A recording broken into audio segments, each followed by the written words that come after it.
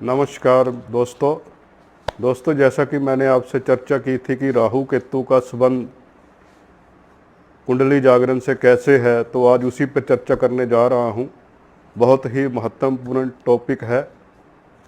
ये बातें आपने पहले भी बहुत सी सुनी होंगी 7 चक्रों पे, हमारी जो कुंडली जागरण पे, लेकिन इसका ज्योतिष से, ग्रहों से क्या संबंध है, ये आपको शायद किसी ने अभी तक नहीं बताया होगा। तो आज उसी पर चर्चा करेंगे दोस्तों, ध्यान से सुनते रहिए। दोस्तों, राहु और केतु जिसका मैंने जिक्र किया था, जो कुंडली जागरण के खास और मुख्य ग्रह हैं, इस पर मैं एक आर्टिकल भी आपको नीचे डाल दूंगा, वो पढ़ के आप और भी नॉलेज ले सकते हो। उसका लिंक आप खोल के मेरे ब्लॉग पे या मेरी वेबसाइट पे आप जाके उसको पढ़ सकते हो। जिस तरह जो मूलाधार चक्कर से ये शुरुआत होती है कुंडली जागरण की, ये चक्कर हमारे जो जनेंद्रियां है, मल मूत्र त्याग करने वाली जो इंद्रियां है, अंग है, उसके पीछे रीढ़ की हड्डी के नीचे होता है। यहाँ से ये यात्रा शुरू होती है कुंडली जागरण कर। एक कुंड बना होता है, एक छिद्र होता है यहाँ चने के आकार जितना, उसी को ही कुंड बोलते हैं। यहाँ पे ये शक्ति सर्प आकार में सोई हुई होती है मित्रों। और यहाँ जो चक्कर है, ये 4 पंखड़ियों वाला चक्कर है, इसके 4 पेटल है। और ये जो पृथ्वी तत्व यहाँ का है, इसके मुख्य देवता जो गणेश जी हैं। यहाँ मैं आपको एक और बात बता दूं कि गणेश जी को सर्वप्रथम पूजनीय क्यों कहा गया है। इसी से जो हमारी अंतर यात्रा शुरू होती है, इसीलिए हमारे ऋषि मुनियों ने समझाने के लिए हमें कहा। इसीलिए कोई भी अनुष्ठान, कोई भी पूजा, कोई भी धार्मिक कार्य सर्वप्रथम गणेश जी की पूजा के बिना नहीं होता। यही कारण है। तो यहाँ 4 पंखड़ी वाला जो कमल दल होता है, इसका जो बीज अक्षर है वो लम है, इसलिए गणेश जी का एक नाम लंबोदरा भी है। लम अक्षर बीज का उच्चारण करने से यहाँ जागृति जय चक्कर की होती है। ये अलग अलग चक्रों के मैं फिर आपको इस पे कैसे जागृत करना है, कैसे हम इस पे ध्यान लगाएं, जो मैं सिखाऊंगा। आप कमेंट करें अगर आपकी इच्छा हुई तो नीचे। तो ये लम अक्षर यहाँ शुरू होता है, लम से। इसके इष्ट देव गणेश जी हैं। गणेश जी की आराधना और लम बीज अक्षर की उच्चारण से ये हमारा जो चक्कर है शुरुआत होता है। यहाँ राहु जो है वो बुध से मिलता है। बुध से बुद्धि लेके, क्योंकि राहु हर चीज को अपने ऊपर अंदर सोख लेता है मित्रों, तो बुध की बुद्धि को लेके आगे बढ़ता है यहाँ राहु। ठीक थोड़ा ऊपर उसके चक्कर है सविस्थान चक्कर, जिसको हम बोलते हैं। ये थोड़ा इसके ऊपर है। यहाँ पे राहु मूलाधार चक्कर से सरक कर ऊपर की ओर बढ़ता है। जहाँ पहुंचकर राहु ये जल तत्व है, यहाँ शुक्र से मिलता है। यहाँ विष्णु भगवान जी का स्थान है। आपने वो फोटो देखी होगी जहाँ विष्णु भगवान जी लेटे हुए हैं, लक्ष्मी माता उनके चरण दबा रही है और जल के अंदर है, सागर के अंदर। ये यहीं की वो तस्वीर दिखाई गई है। तो ये बहुत गूढ़ रहस्य है। जैसे जैसे आप इसमें बढ़ते जाओगे, सारे रहस्य खुलते जाते हैं। तो जैसा कि यहाँ विष्णु का स्थान है, जल तत्व है यहाँ का, यहाँ राहु शुक्र से मिलता है। इसीलिए जब कुंडली के अंदर राहु शुक्र का योग होता है तो हम उसमें व्याख्या करते हैं कि ये सेक्स के अंदर भी होते हैं। इसीलिए इसको सही करना जरूरी होता है मित्रों। आपको बता दूं कि जितने भी रेकी है या ये हीलिंग करते हैं, ये सब चक्रों को बैलेंस करने के लिए ही होता है, जिससे हमारे रोग ठीक होते हैं। तो यहाँ से जब ऊपर उठती है कुंडली, तो हमारी नाभि के अंदर जाती है, जहाँ नाभि के ठीक पीछे मणिपुर चक्कर है। मणिपुर चक्कर जो कि ऊर्जा का केंद्र है, यहाँ अग्नि तत्व है और जहाँ सूर्य का स्थान है। यहाँ राहु सूर्य से मिलता है, सूर्य से मिलकर राहु ऊपर बढ़ता है, इसलिए जब सूर्य और राहु का मेल होता है तो उसको हम ग्रहण योग कहते हैं। असल में जो सूर्य राहु का जो मेल है या चंद्र का मेल है, ये ईड़ा और पिंगला नाड़ी को समझाने के लिए ऋषि मुनियों ने हमें बताया, क्योंकि ईड़ा और पिंगला नाड़ियों को साधने से ही सुषमा नाड़ी खुलती है। इसलिए कोई भी साधना करने से पहले हम शरीर की शुद्धि करते हैं। शुद्धि के लिए हम प्राणायाम करते हैं, श्वासों पर ध्यान देते हैं, क्योंकि अगर हमारा शरीर शुद्ध नहीं होगा तो कोई भी साधना सिद्धि हम नहीं कर सकते। अब जो दायां भाव सांस से हम स्वर लेते हैं वो सूर्य का हो गया, और बाएं श्वास से जो स्वर लेते हैं वो चंद्र का हो गया, और राहु इनको साध के ही आगे बढ़ता है। ये बहुत गहरी विद्या है, ध्यान से इसको आप समझो। राहु साधना इसको आगे बढ़ता है, मणिपुर चक्कर से वो सूर्य से मिलता है, सूर्य से ऊर्जा लेके वो आगे बढ़ता है। यहाँ का जो कलर होता है मणिपुर चक्कर का, ये एक रक्त वर्ण जैसे होता है, इस तरह का कलर होता है। यहाँ पे यही केंद्र है जो सारे शरीर को हमारे ऊर्जा देता है।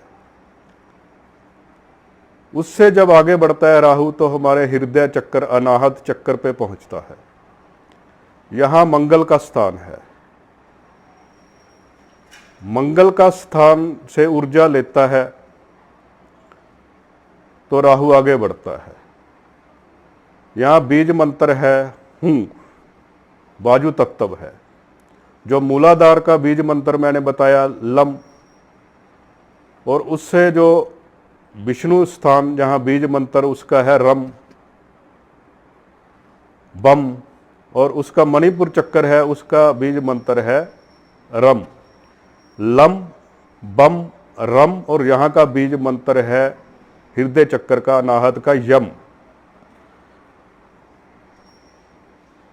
इससे जब राहु ऊपर उठता है तो ये हमारे कंठ के पीछे जो चक्कर होता है इसको हम विशुद्धि चक्कर कहते हैं। विशुद्धि चक्कर पे इसको सरस्वती का स्थान भी कहा गया है, इसको ईशान रुद्र का स्थान भी कहा गया है। ज्ञान का ये चक्कर जब खुलता है तो बहुत बाग सिद्धियां आ जाती हैं, वो मैं आगे बताऊंगा एक एक चक्कर पे। अभी मैं बहुत ही छोटी सी व्याख्या दे रहा हूं। तो यहाँ राहु जो है वो आगे बढ़ता है। राहु जो है हृदय चक्कर से मंगल से मिलता है, विशुद्धि चक्कर से वो चंद्र से मिलता है। यहाँ आकाश तत्व है। इसके ऊपर जाकर जो राहु है वो अग्नि जो चक्कर होता है, हमारी दोनों आँखों के बीच जो खड्डा सा बना हुआ है वहाँ पे अग्नि चक्कर होता है। यहाँ राहु जब पहुँचता है तो ये थर्ड आइज भी इसको कहते हैं। जब यहाँ पे जो जागृति होती है, यहाँ का बीज मंत्र है ओम। ओम से जब राहु में जहाँ गुरु तत्व जागृत होता है, हमारे गुरु से जो हम नाम दीक्षा लेते हैं इसी पे ध्यान करके हम जाप करते हैं, तो यहाँ राहु गुरु से मिलता है, बृहस्पति से मिलता है, जिससे हमें ज्ञान मिलता है, ज्ञान की प्राप्ति होती है, गुरु तत्व जागृत होता है। और उससे जो सहस्त्रार चक्कर है, यहाँ से बढ़ के राहु जब सहस्त्रार चक्कर पर पहुँचता है तो वहाँ ये शनि से ग्रह से मिलता है। सहस्त्रार चक्कर जो 1000 पंखड़ियों वाला कमल है, आपने देखा होगा बुद्ध भगवान की मूर्ति पे सिर पे जो चक्कर बने होते हैं, असल में वो ही दर्शाने की, संकेत करने की कोशिश है कि यहाँ 1000 चक्कर बने हुए हैं। यहाँ से यात्रा असल में शुरू होती है परमात्मा से मिलने की। ये 10वां द्वार भी इसको कहा गया है। यहाँ से आगे बढ़ के फिर वो सच द्वार, सचखंड की तरफ हम बढ़ते हैं। जो चक्करों की साधना है ये हमारे शारीरिक तल की साधना है। इससे हमें रिद्धियाँ सिद्धियाँ जो मिलती हैं, उससे आगे बढ़ के ये जो परमात्मा की यात्रा है। जो मूलाधार चक्कर है, इसकी 4 पंखुड़ियाँ हैं। उसके आगे जो स्वाधिष्ठान चक्कर है, इसके 6 पंखुड़ियाँ हैं। उससे बढ़ के जो मणिपुर चक्कर है, यहाँ 10 पंखुड़ियों वाला कमल है। उससे जो हृदय चक्कर है, इसमें 12 पंखुड़ियाँ हैं। जो विशुद्धि चक्कर है, इस कमल की 16 पंखुड़ियाँ हैं।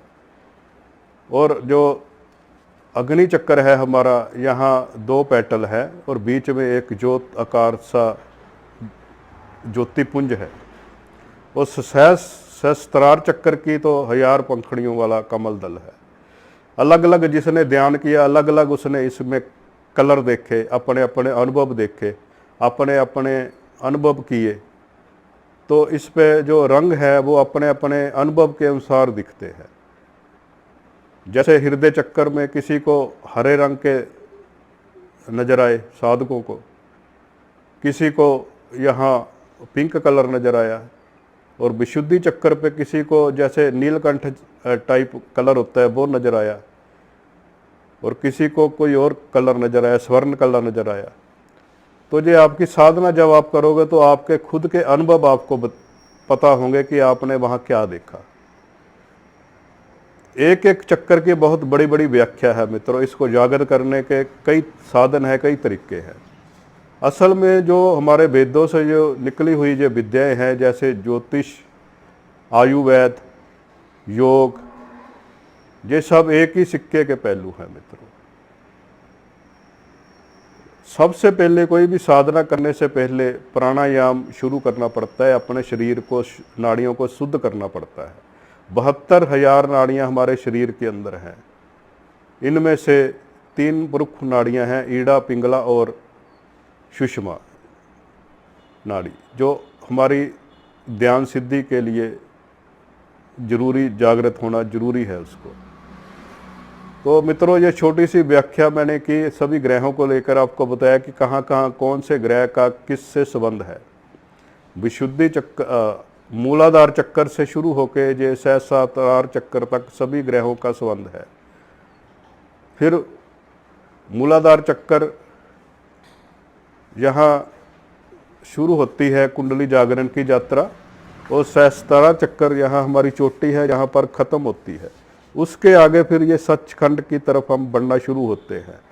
उसके भी कई आगे आलोक है, उसकी भी चर्चा हम करेंगे। आपको और भी इस में ज्ञान मिलेगा मित्रों। आप जुड़े रहे और कमेंट करें। अगर आप कुंडली जागरण पर और भी कुछ जानना चाहते हैं, चक्रों के बारे में आप जानना चाहते हैं, तो नीचे कमेंट करें, मैं उस पर भी वीडियो बना दूंगा। और आगे इसमें मंत्र साधना, तंत्र विज्ञान, जो भी मेरे अनुभव है वो सारे इस पे मैं आपको खोल के बताऊंगा। तो मित्रों, आज इतना ही। अगली चर्चा फिर इसी पर करेंगे। तब तक के लिए जय माता दी। सभी आनंद रहें, खुश रहें, मंगलमय रहें। आज इसी भावना के साथ नमस्कार।